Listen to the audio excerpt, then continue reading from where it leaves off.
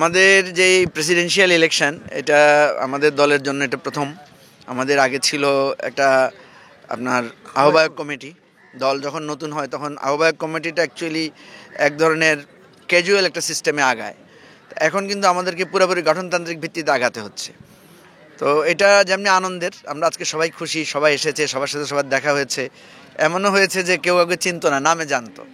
Even এমন হয়েছে আমি অনেককে আজকে নতুন করে দেখেছি, কারণ তারা বিভিন্ন জেলা থেকে রেজিস্ট্রেশন করেছে, এই ধরনের কাজগুলো আছে। তো সারা বাংলাদেশের এই যে একে অপরের সাথে পরিচিত হওয়া, একে অপরের সাথে সম্পর্কের ভিত্তিটা তৈরি হওয়া, এটা আমাদের আনন্দের। কিন্তু এই যে আমরা একে অপরের সাথে প্রতিদ্বন্দ্বিতা করছি, যারা একসাথে ছিলাম, ভাই ভাই হয়ে একসাথে কাজ করেছি, এটা তো কিছুটা হলেও তো সম্পর্কের একটা টানাপোড়েন তৈরি হয়।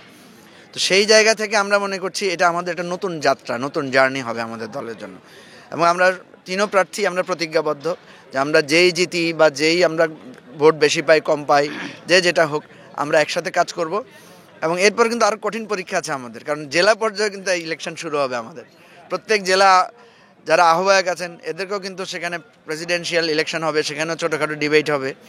তো এই চর্চাটাকে আমরা কালচারে পরিণত করতে চাচ্ছি। এটা খুবই চ্যালেঞ্জিং, কিন্তু আমরা মনে করি যে এটা যদি আমরা করতে পারি আমাদের দল শক্তিশালী হবে। আমি আমার জয়ের ব্যাপারে আশাবাদী, যেহেতু এই দলের গঠন থেকে আমি ছিলাম, একেবারে তৃণমূলে সকলের সাথে সম্পর্কযুক্ত। এবং আমি ইলেকশনে প্রার্থী হওয়ার কথা ছিল না, কিন্তু চারিদিকের নেতৃবৃন্দের অনুরোধে আমাকে প্রার্থী হতে হয়েছে।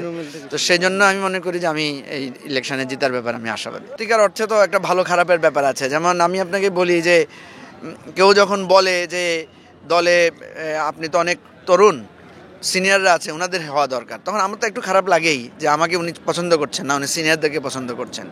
আবার কেউ যখন বলে যে তরুণ নেতৃত্ব দরকার, সিনিয়ররা বয়স হয়ে গেছে, ওনারা দলে অভিভাবক হিসেবে থাকবেন, তখন যারা সিনিয়র আছেন তাদেরকে একটু খারাপ লাগবে। এটা দলের উপরে আমি মনে করেছি প্রভাব পড়বে না, যেহেতু আমাদের নেতাকর্মীরা সব ঐক্যবদ্ধ আছেন এবং একটা সুদৃঢ় ভালোবাসার সম্পর্ক আছে।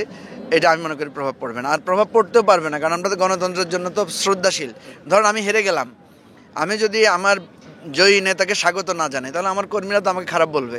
তারা তো বলবে যে আপনি তো গণতন্ত্রের কথা বলেছেন, আপনি তো এটা মেনে চলছেন না।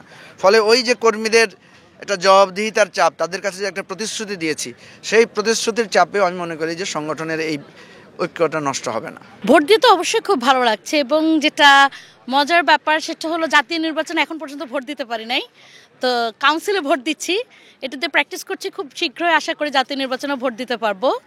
আর প্রার্থী হলো যে দলকে এই যে এখন একটা তো ক্রাইসিস মোমেন্ট, এটা আমরা স্বীকার করি না স্বীকার করি, জাতীয় আপনার যেটা রাজনীতি এবং নির্বাচনের জন্য একটা ক্রাইসিস মোমেন্ট। তো এই ক্রাইসিস মোমেন্টে দলের হাল যে শক্ত হাতে ধরতে পারবে তাকেই ভোট দিব।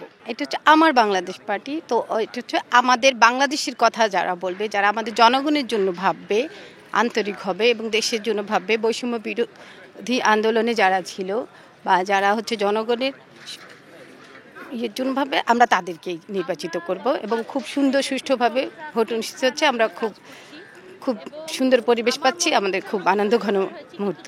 আমাদের তিনজন প্রার্থী আছে, তিনজনই যোগ্য। আমরা একটা সুইট ডিলেমাতে পড়েছি কাকে ভোট দিব। প্রথমজন যিনি আছেন 1 নম্বর ব্যালট FM সুলাইমান চৌধুরী, উনি সাবেক সচিব, সাবেক রাজস্ব বোর্ডের চেয়ারম্যান ছিলেন এবং এবি পার্টির গঠনের শুরু থেকে উনি ছিলেন এবং এবি পার্টির প্রথম চেয়ারম্যান ছিলেন। উনি এবি পার্টিকে অনেকদিন পরিচালনা করেছেন, রিসেন্টলি রিজাইন করেছেন, আবারও এখন প্রার্থী হয়েছেন।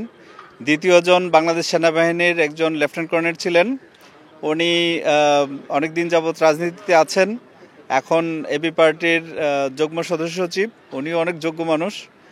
3 নম্বর ব্যালট যিনি মুজিবুর রহমান ভূঁইয়া মঞ্জু, উনি মূলত উদ্যোক্তা হিসাবে এই দলটিকে গঠনের উদ্যোগ নিয়েছেন আমাদের সহ, এবং উনি সদস্য সচিবের দায়িত্ব পালন করছেন। আন্দোলন সংগ্রামে ওনার অনেক ভূমিকা আছে রাজনীতিতে, উনিও যোগ্য মানুষ। সো তিনজনের মধ্যেই আমাদেরকে বাছাই করতে হবে, তিনজনকেই ভোট দিতে ইচ্ছা করতেছে, বাট এটা একটা সুইট ডিলেমা যে আমরা একজনকে ভোট দিতে হবে।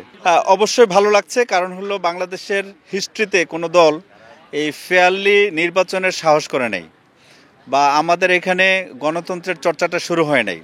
তো আমরা নতুন দল হিসাবে বাংলাদেশে গণতন্ত্রের চর্চা কিভাবে হয় সেটা আমরা এক্সপেরিমেন্ট করছি, এবং আমরা আশা করছি এটা বাংলাদেশের ইতিহাসে রাজনৈতিক দলের গণতান্ত্রিক চর্চার ইতিহাসে মাইলফলক হিসেবে দৃষ্টান্ত হয়ে থাকবে। আমরা ওপেন নির্বাচন করছি, স্বচ্ছ ব্যালট বক্স থাকবে, সেখানে প্রত্যেকে প্রচারণা করেছে, ডিবেট করেছে, এখন সবার কাছে ভোট চেয়েছে এবং ভোটাররা এসে নিরপেক্ষভাবে ভোট দিচ্ছে। এখানে কোনো কোয়ারশন নাই, চাপ নাই, যে যার মতো ভোট দিচ্ছে এবং প্রার্থীদের মধ্যেও সৌহার্দ্য আছে, প্রত্যেকে গণতন্ত্রকে চর্চা করার ব্যাপারে উদ্গ্রীব হয়ে আছে।